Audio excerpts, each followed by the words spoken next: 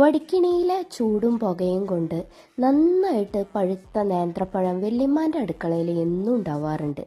ഈ പഴം വെച്ചിട്ടുള്ള ഡിഷുകൾ മിക്ക ദിവസങ്ങളും നമ്മളെ വീട്ടിൽ അതിൽ വല്യമ്മ ഉണ്ടാക്കുന്ന ഡിഷുകളിൽ ഒഴിച്ചുകൂടാനാവാത്ത ഒന്നാണ് പഴവും തേങ്ങയും വാട്ടിയത്.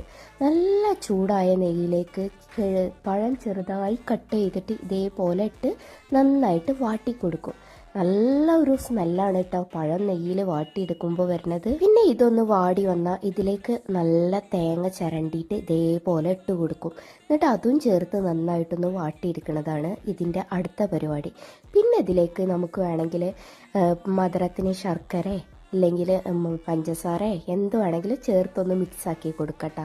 പിന്നെ ഇതിൻ്റെ കൂടെ തന്നെ നെയ്യിൽ നന്നായിട്ട് വാട്ടിയിട്ട് അണ്ടിപ്പരിപ്പും മുന്തിരിയൊക്കെ നന്നായിട്ട് വേണമെങ്കിൽ ചേർത്ത് കൊടുക്കട്ടോ. വല്യമ്മ ഉണ്ടാക്കുമ്പോൾ അതൊന്നും ഉണ്ടാവില്ല.